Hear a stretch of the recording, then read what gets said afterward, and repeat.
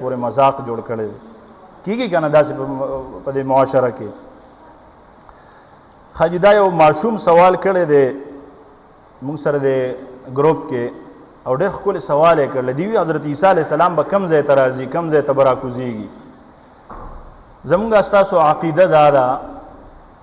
چې حضرت عیسی علیه السلام الله جل جلاله ژوندی اسمانونو ته خېجولی دی رسول الله صلی الله علیه وسلم اخیری پیغمبر دی د رسول الله صلی الله علیه وسلم نه بعد کې بل پیغمبر دنیا ته راتلو والا نشته حضرت عیسی علیه السلام چې دی دا به د امتی په شکل کې راځي دمشق ورته وي په دمشق کې د دمشق جامع مسجد مشرقي کنارې کې به عیسی علیه السلام راځي او د سحر ټیم به د امام مهدي علیه السلام ظهور به شوي او د امام مهدي علیه السلام د ظهور نه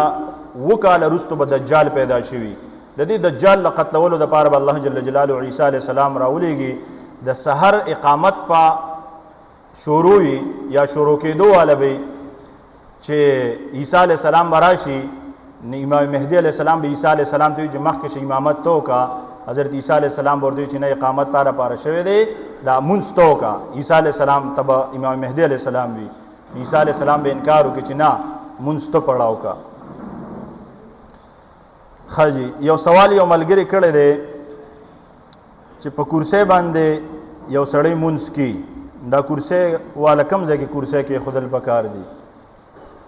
ګوره دې باندې ځان پوهه کې اول خو زه تاسو ته دا ووایم چې کوم سړی په ولاړه مونځ کوي شي هغه به په ولاړه مونځ کي قیام فرض دی دا په ولاړه کې یو سړی ته داسې عذر دی چې هغه وي زه په ولاړه مونځ نشم کوي تکلیف دی راته نو بیا بهتره خبره داره چې دی په ناسته مونځ وکړي په ځمکه باندې کیني اوس یو سړی وي چې یاره ما ته په ځمکه باندې ناسته ډېر زیات مسله ده نشم کېناستی او تکلیف وي راته برداشت نشم کوي د دې لپاره بیا ګنجایش ته په کرسۍ باندې د مونځو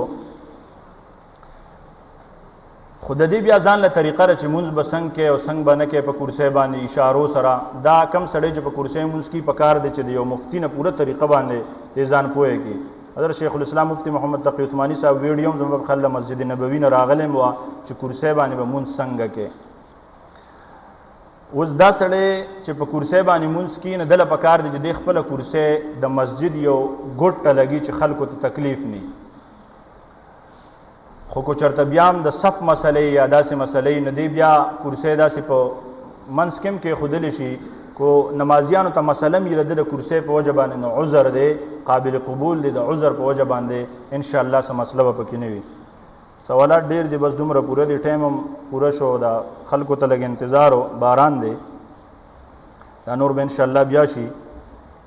جمعې مونځ نه بعد به انشاءالله دعا کېږي د سینیټر مشتاق صاحب دپاره او مونږه تاسو ته پته ده چې هغه په یو جدوجهد باندې وتی و کو د چا هرې پارټۍ سره تعلق وي زمونږ د پارټۍ سره کار نشته زمونږ تعلق زمونږ کار د شریعت سره دی د اسلام د نفاذ سره دی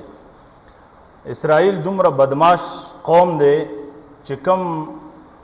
خلق تلو د امداد دپاره هغه هم نیسلی دی اوس د هغې په باره کې دا مشوره وکړه چې دی به مونږ چې کم دی نو دا چل به کوو الحمدلله مطالبات داسې دي او یاد ساتئ په دې کې ګورئ